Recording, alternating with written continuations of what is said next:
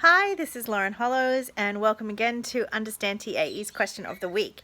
So this week I actually want to focus on something a little bit different, and I want to focus on the difference between quality, compliance and sustainability.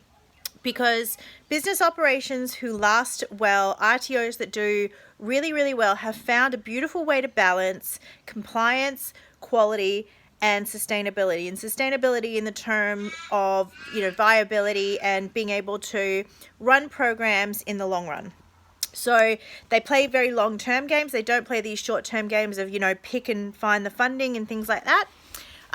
So I want to talk about how you actually go about approaching that and how your compliance officers go about approaching that in particular, because the way that your sales, operations and compliance managers get along and how they approach these three factors are really important to a lasting successful business.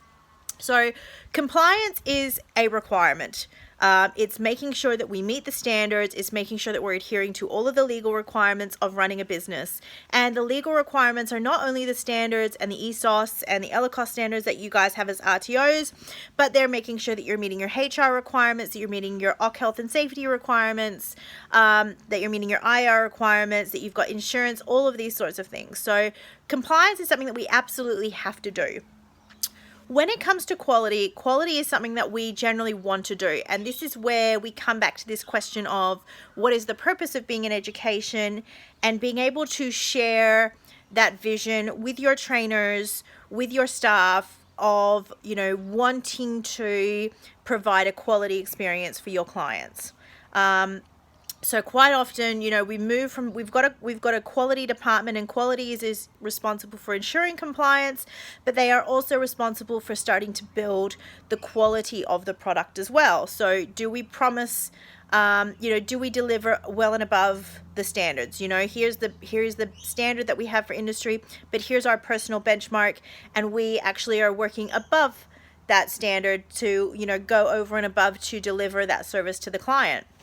And we've got to balance all of that out with viability and sustainability. And so when I say sustainability, I mean things like, we cannot have trainers training 5.5 days a week. We need to give them admin time. We need to give them time to plan. We need to give them time to maintain their professional development. We need to give them time to provide student support services. We need to give them time to go out and work in industry or liaise with industry so that they maintain that currency. We need to give them downtime. We need to ensure that we're running our programs in relation to viability. And I have arguments with RTOs or discussions with RTOs about this all the time, because they're running programs that are either not viable in the long term, that are viable but aren't, but don't meet the standards. So it is a very delicate balance, and it's got to be a discussion that's had between all of these parties. You cannot have a compliance department that is dictating without discussion how to run your courses, because they do not understand for the vast majority of the time all the different factors. There is no point having a compliant RTO that does not deliver a quality product, okay? Because compliance doesn't always guarantee quality. They are two very different things. They're set up for two very different purposes.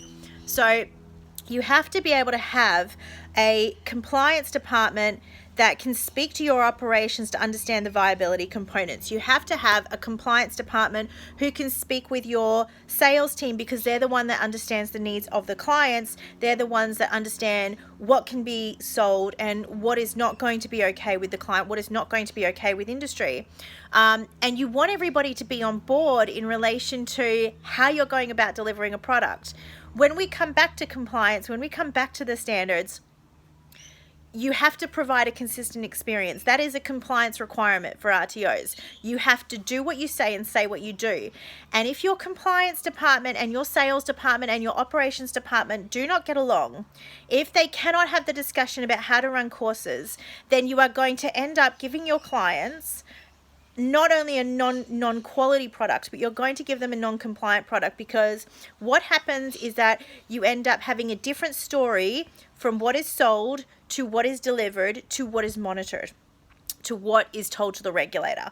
So again, in relation to that consistency of experience, you've got to have a team that's on board that can talk to each other about how they go about running these things. So as the CEO, you need to be sitting down with all three of these parties. You've got your operations, you've got your sales, and you've got your compliance, and they all need to understand and how work together.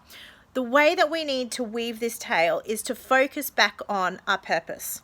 Okay, what is our purpose? What is our passion? Within the education industry, our purpose and our passion are to grow individuals, to grow companies, to build our industries. And we do that through providing quality training outcomes. Now, our training packages, we have issues with our training packages. Our standards, we have issues with our standards.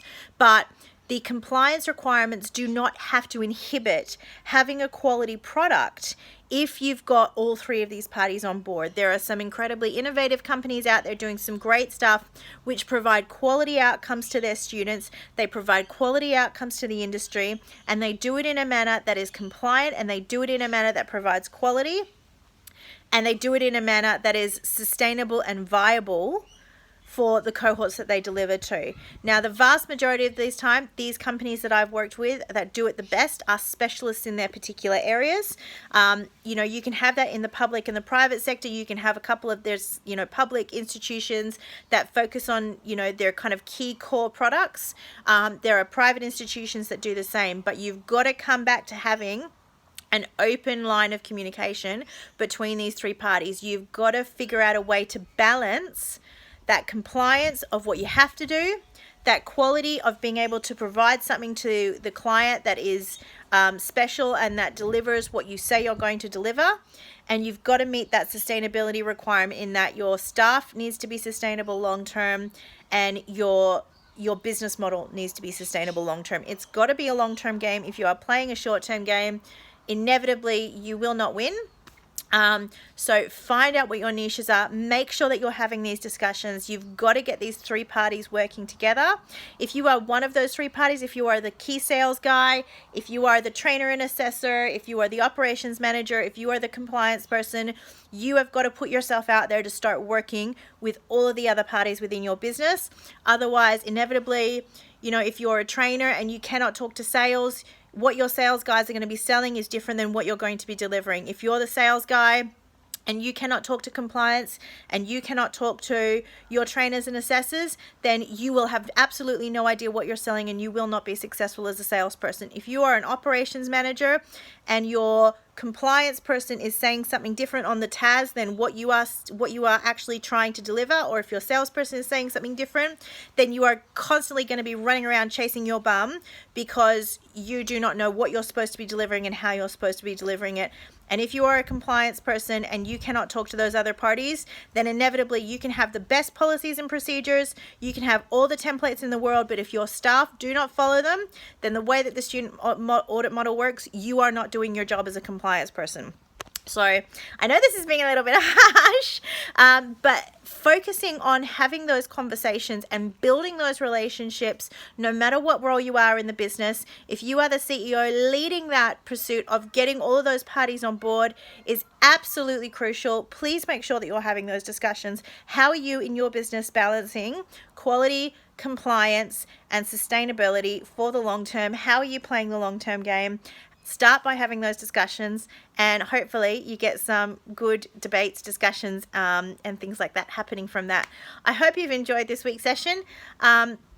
If you do, please comment, please like, please make sure you go onto our YouTube page and subscribe. We hope that you're enjoying all of this free content, and thank you very much and have an amazing Sunday.